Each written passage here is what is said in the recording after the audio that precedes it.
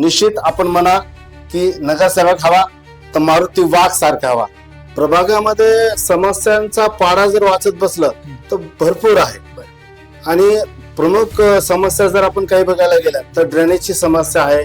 काही ठिकाणी रोड नाहीये, काही ठिकाणी अंधकार आहे, लाईट नाहीये. नाही, मला वाटतं की आयात केलेले किंवा जुने निष्ठावान असा भेदभाव करण्यापेक्षा जनतेने ज्यांना स्वीकारलेला आहे, जनता ज्यांना निवडून देते त्यांना आपण स्वीकारलं पाहिजे. कारण लोकशाहीमध्ये जनता हे सर्वोपरी आहे आणि आपण हा भेदभाव न करता जनता ज्याला स्वीकारेल तो कुणीही असू दो त्याला आपण ऍक्सेप्ट केलं पाहिजे.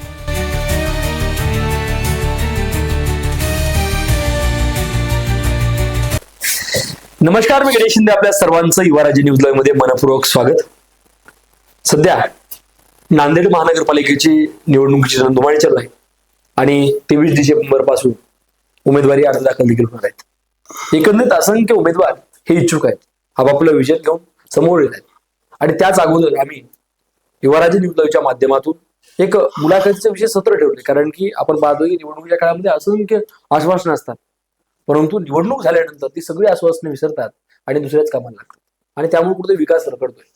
आम्ही आज आपल्या स्टुडिओमध्ये भाजपाचे तालुका अध्यक्ष, त्याचबरोबर भाजपाचे महानगर सचिव आणि त्यांचा जर कार्यकाळ जर पाहिला गेला तर विद्यार्थी दशेपासून राष्ट्रीय स्वयंसेवक संघाच्या माध्यमातून प्रचंड काम करणार. त्यांनी अखिल भारतीय विद्यार्थी परिषद देखील काम केलं, विश्व हिंदू परिषदेमध्ये देखील काम केलं आणि त्याच सोबत त्यांनी बजरंग दलचे जिल्हा संयोजक म्हणून देखील काम केलंय.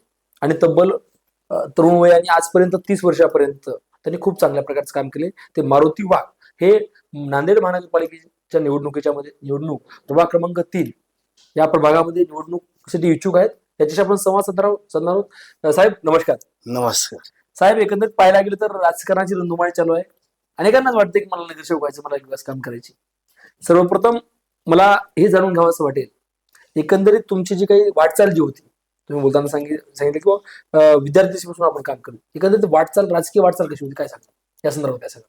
मी 1995 पासून संघ कार्यामध्ये सहभागी होतो.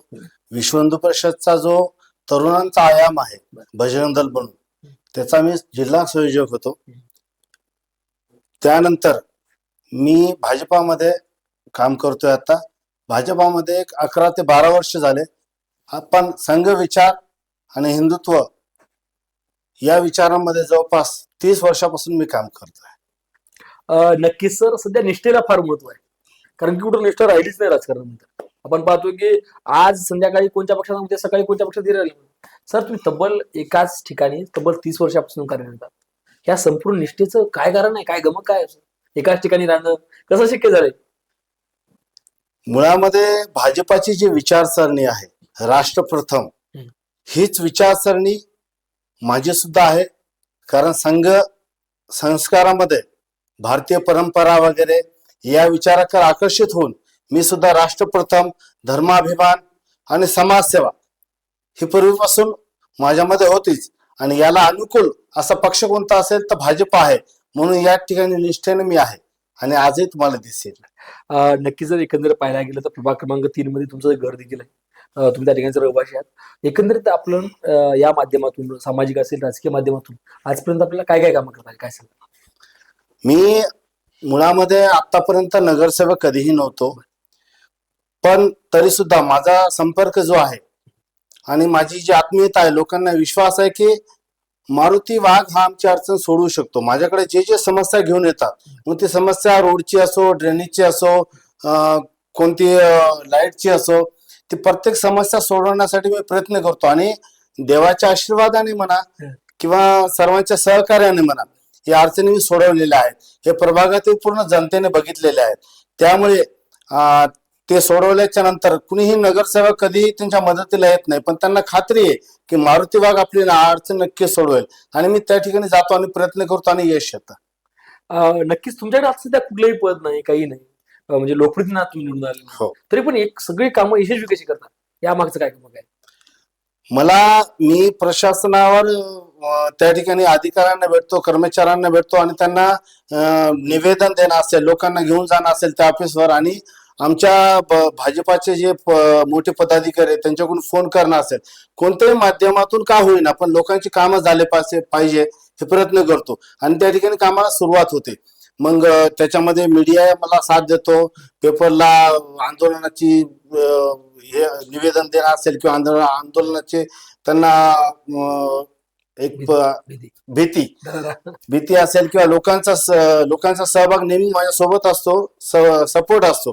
त्यामुळे या लोकांना कर्मचाऱ्यांना सुद्धा माहिती आहे की जर यांनी आंदोलन करण्याचा जर हे केला प्रयत्न केला तर तो आपल्याला महागात पडेल, म्हणून ते त्या भीतीपोटी म्हणा आणि आपण त्या कामाचा तगादा लावल्यामुळे कामे होतात. नक्कीच तुमच्या वाघाचा तगादा म्हणण्याचा विषयच नाही, संपूर्णच काम होतात. सर, एकंदरीत जर पाहायला गेलं तर आपण ज्या प्रभागामध्ये राहता, प्रभाग क्रमांक 3 मध्ये तुम्ही इच्छुक देखला, एकंदरीत त्या प्रभागामध्ये नेमक्या समस्या काय आहेत, प्रामुख्याने कोणत्या समस्या आहेत म्हणजे जी आज कामं केली पाहिजे असं वाटतंय, काय सांगा?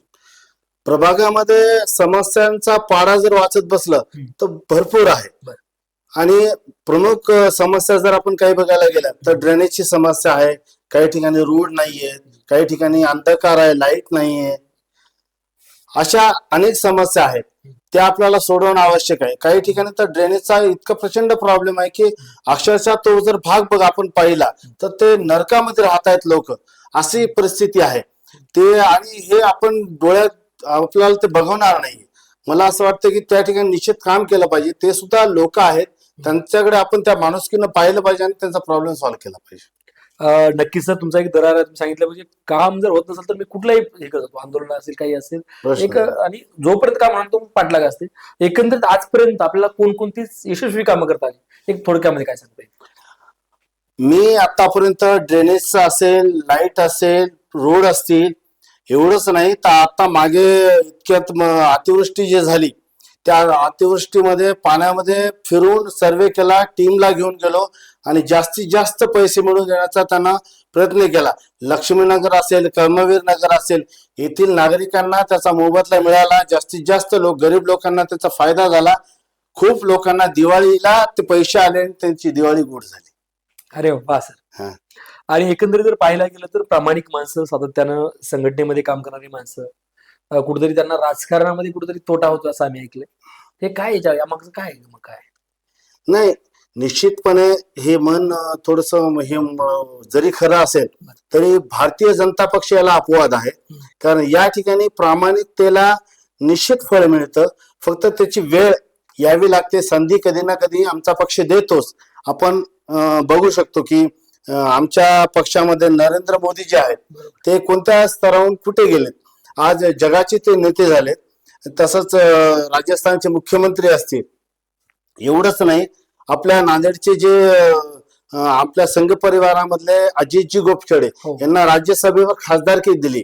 म्हणजे प्रामाणिक काम करणाऱ्या कार्यकर्त्याला न्याय देण्याचं काम जर कोणी केलं असेल तर ते भारतीय जनता पक्षाला केलेलं आहे. नक्कीच तुम्हाला ठाम विश्वास देखील आहे. तुम्ही खासदार साहेबांचा देखील उल्लेख केला. एकंदरीत सर, सध्या युती कोणाकडे होईल काही नाही, अजून काय सांगता येत नाही. आपल्याला निश्चित तिकीट मिळेल का? युतीचा जो विषय आहे तो वरच्या स्तरावरून होईल आणि आपल्या युतीसाठी, समाजासाठी आणि पक्षासाठी काय हिताचं आहे ते निश्चितच पक्षश्रेष्ठी निर्णय घेतील. तो माझा आवाक्यातला विषय नाही. भाजपानं मारुती वाघ यांनाच प्रभाग क्रमांक 3 मधून तिकीट द्यावं, का द्यावं? तुमच्यात वेगळं पण काय, दुसऱ्यापेक्षा वेगळे कशात? कसं आहे, मला हे काम करताना हे एक अनुभव आला की प्रशासनामध्ये कर्मचाऱ्यांना किंवा अधिकाऱ्यांना जर आपल्याला काम करून घ्यायचं असेल तर आपण लोकप्रतिनिधी होणं आवश्यक आहे, नगरसेवक राहणं आवश्यक आहे, किंवा आपल्याला दुसऱ्याच्या उंजळीनं पाणी प्यावं लागतं. आणि निश्चित आपल्याला काम होईलच याची शाश्वती नसते, पण इकडून लोकांची अपेक्षा असते की आपण काम झालं पाहिजे. लोकांच्या अपेक्षांची पूर्तता करण्यासाठी मला नगरसेवक व्हायचंय. अरे वा, तुम्हाला लोकांसाठी नगरसेवक व्हायचंय. साहेब, एकंदरीत तुम्हाला तिकीट देताल अशी अपेक्षा आहे का? निश्चित जर मिळालं नाही तर पुढचा पर्याय काय असेल? कारण काय आजपर्यंत तुम्ही किती वेळेस तिकीट मागितलंय किंवा कधी निवडणूक लढवली का? नाही, मी आतापर्यंत कधीही तिकीट मागितलं नाही आणि निवडणूक सुद्धा लढवली नाहीये. माझ्या पक्षाकडे मी प्रामाणिकपणे काम करत आलो, या विचारधारेमध्ये काम करत आलो, आणि मला तिकीट नाकारलं जरी तर मी हा विचार करेल की माझ्यामध्ये काहीतरी कमतरता आहे, ती कमतरता भरून काढण्यासाठी मी निश्चित प्रयत्न करेल. आणि पक्ष सोडून जाण्याचा प्रश्नच येत नाही. पक्ष म्हणजे माझा श्वास आहे. नक्कीच आपला फार मोठेपणा आहे, मनाचा मोठेपणा आहे सर. एकंदरीत आपण जर पाहिलं तर जी माणसं सातत्यानं काम करतात त्यांना कुठं डावळून आयात उमेदवारांना म्हणजे आर्थिक बाबी पाहून तिकीट दिलं जातं. या एकंदरीत या राजकीय परिस्थिती आपण कसं पाहता, काय सांगाल?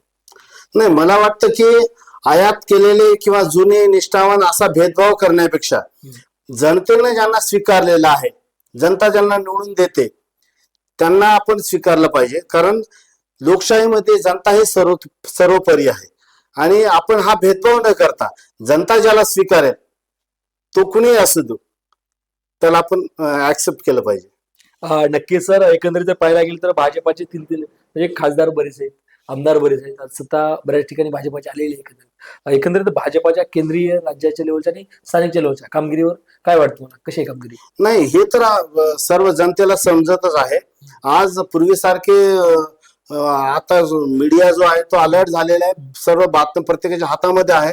सरकार काय करतंय, विदेश नीती काय चालते, राज्यामध्ये काय घडतंय, प्रशासनामध्ये काय चाललंय, हे सगळ्यांना माहिती मिळते. त्यामुळं एकंदरीत सर्व जनता जागरूक होत चालली आहे. आणि निश्चित या केंद्राचं शासन असेल, राज्याचं असेल, त्याप्रमाणे इथं महानगरपालिकेत जर सत्ता आली तर निश्चित विकासाची घोडदौड जास्त वाढेल असं मला वाटतं. नक्की सर. त्यासोबतच एक महत्वाचा प्रश्न आहे, महिलांची सुरक्षा असेल. आज प्रचंड व्यसनाधीन युवक झाले, अनेक वय खोटं असलं तरी त्या हातामध्ये वेगवेगळं काही दिसाल, बऱ्याच गोष्टी अवैध त्यात चालू आहेत. एकंदरीत ह्या गोष्टी सुधारण्यासाठी महिलांना रोजगार असेल, युवकांना रोजगार असेल, यासाठी आपल्याकडे कन्सेप्ट काय आहेत का, यावर काय उपाय असतील? शासनाच्या वेगळ्या वेगळ्या ज्या योजना आहेत, या योजनांची माहिती प्रभागामध्ये तरुणांपर्यंत पोहोचून, या खूप योजना ज्या आहेत ते राबवल्या जात नाहीत, लोकांना माहितीच नसतं. या योजना जर राबवल्या तर महिलांचं सक्षमीकरण असेल, तरुणांचं बेरोजगारी दूर करणं असेल, या निश्चित याच्यावर मी काम करणार आहे. आणि माझ्या समोरचा एक प्रभागातील महत्वाचा प्रश्न म्हणजे बेरोजगार मुलांची समस्या. काही बेरोजगार मुलं त्यामुळे व्यसनाकडे वळत आहेत, आणि काही लोक स्वतःच्या फायद्यासाठी या मुलांना व्यसनाला लावून आपल्या कामापुरतं वापरून घेत आहेत. पण माझ्या समोर एक चिंतेचा विषय राहील, आणि तो मी सोडवण्याचा प्रयत्न करेन की तरुणांना जास्तीत जास्त या योजना किंवा वेगवेगळ्या स्किल वगैरे डेव्हलपमेंट याच्याबद्दल प्रशिक्षण देऊन त्यांना जास्तीत जास्त कसं स्थिर करता येईल यासाठी मी विचार नक्की करेन. नक्की सर. आम्ही असं देखील ऐकले की मारुती वाघ शिक्षक होते, आज आता हे नाही. बरं, नेमकं काय वाटते, म्हणजे कशामुळे? मी जिल्हा परिषद मध्ये शिक्षक होतो, पण मला समाजसेवा करण्याचं, त्या शिक्षक पेशामधून सुद्धा समाजसेवा घडते, पण ती कमी प्रमाणात असेल. मला जास्तीत जास्त समाजाला वेळ देऊन जास्तीत जास्त सेवा करण्याचं हे जर व्यासपीठ असेल तर ते राजकारण आहे असं मला वाटतं, म्हणून मी इकडे आलो. आणि समाजाचं आपण काही देणं लागतो ही भावना नेहमी माझ्या मनामध्ये पूर्वीपासून आहे, हे संस्कार माझ्यावर झालेले आहेत, त्यामुळे निश्चित मी इकडे आलो. नक्कीच सर. तुम्हाला आमच्याकडून देखील खूप खूप शुभेच्छा. एकंदरीत आपला जो प्रभाग क्रमांक 3च्या संदर्भात काय काय सांगाल, म्हणजे कोणकोणते नगर आहेत, काय काय आहे, एकंदरीत माहिती काय सांगाल या संदर्भात? मुळामध्ये आपल्याकडे सांगवी हा एक मोठा भाग आहे. सांगवीमध्ये त्रिरत्न नगर असेल, सिद्धार्थ नगर असेल, अंबानगर असेल, शिवनेरी नगर असेल, माटेकडी असेल, कर्मवीर नगर असेल, गुरुनगर असेल, बजरंग कॉलनी असेल, बरामसिंग नगर असेल, पांडुरंग नगर असेल, तिकडे लक्ष्मीनगर पर्यंत असेल, विठ्ठल नगर असेल, गोविंदनगरचा काही भाग असेल. अशा पद्धतीने आपला संपर्क एवढा आहे की प्रभागामधील एकही गल्ली अशी नाही जिथे माझा संपर्क नाही. एवढा संपर्क दाटला आहे, आणि माझ्यासोबत मित्रांची फळी प्रत्येक स्थानिक, प्रत्येक गल्लीमध्ये आपली एक टीम उभी आहे. नक्कीच सर. आपलं खूप कामचा देखील चांगलं आहे. एकंदरीत जर आपल्याला तिकीटही पक्षाने दिलं, भाजपाने तिकीट दिलं, आणि मारुती वाघ हे नगरसेवक झाले, गुलाल लागलाय, सगळं काही झालं. एकंदरीत मग पहिल्या 100 दिवसाची आपली विकासाची प्लॅनिंग काय असेल, नियोजन काय असेल, ब्ल्यूप्रिंट काय असेल? जे मूलभूत प्रश्न आहेत ते तर आतापर्यंत सुटलेले नाही, ते तुम्ही सोडवेलच. ड्रेनेज असेल, रोड असेल, लाईट असेल, हे तर मुळात सोडवेल. दुसरं म्हणजे माझी एक कार्यपद्धतीचं त्याच्यामध्ये एक महत्वाचं असेल ते म्हणजे 1 to 1 मला पब्लिक जे लोक आहेत ते मला बोलू शकतील. माझ्या घराचे दरवाजे नेहमी त्यांच्यासाठी उघडे आहेत आणि माझा फोन 24 तास सुरू असतो. कधी मला कोणीही समस्या सांगू शकतं, समोरासमोर सांगू शकतं. ती समस्या 1 to 1 सोडवण्याचं काम मी प्रथम करेल. जनप्रतिनिधी लोकांच्या संपर्कामध्ये निवडणुकीच्या अगोदरही असला पाहिजे, नंतरही असला पाहिजे, याच्यावर माझा विश्वास आहे. नक्की सर, जाता जाता या चॅनलच्या माध्यमातून संपूर्ण प्रभागातील जनतेला काय आवाहन कराल, काय सांगाल, काय संदेश द्याल? मी आपल्या सेवा पूर्वीपासून करत आलोय आणि नगरसेवक जर मी झालो तर निश्चितच मला बळ मिळेल. प्रशासनाकडून बरेचशी कामं आपल्या प्रभागाची, तरुणांची, स्त्रियांची, महिलांची सर्व कामे करून घेण्यासाठी मला निश्चित त्यावेळेस बळ मिळेल आणि मी ते निश्चित करेल. मला माझी अशी विनंती आहे प्रभागामध्ये सर्व जनतेला की एकदा आपण संधी देऊन बघा. निश्चित आपण म्हणाल की नगरसेवक हवा तर मारुती वाघ सारखा हवा. की मी महिला सर्वसाधारण महिलामधून तिकीट मागितले. मुळामध्ये मी नगरसेवकला उभं नाहीये, तर मग महिला, माझ्या घरची महिला म्हणजे माझी पत्नी यांना मी उभं करतोय, पण मीच आहे सोबत. नक्कीच एकंदरीत आपण त्याच्याशी संवाद साधला, त्याबद्दल वेळ आपण दिला, त्याबद्दल मनापासून धन्यवाद सर. धन्यवाद. सरांची मुलाखत ऐकत असताना बोलण्याचा आवाज होता, प्रकट होता आणि काम करण्याची प्रचंड तळमळ. कारण की तब्बल पाहिलं की तब्बल 30 वर्षापासून सातत्यानं लोकांची कामं करत असतात, संघटनेच्या माध्यमातून, वेगवेगळ्या माध्यमातून ती कामं पूर्ण देखील करून घेतात. यांच्या संदर्भात आपण आज सविस्तर संवाद साधलाच आहे. तरी देखील आपल्याला काही प्रश्न असतील, आपले काही प्रश्न असतील तर नक्की या मुलाखतीच्या कॉमेंट बॉक्समध्ये टाकून आम्हाला करू शकता. पुन्हा आम्ही वाघ सरांशी संवाद साधण्यास तयार आहोत. धन्यवाद. ठीक आहे. नमस्कार.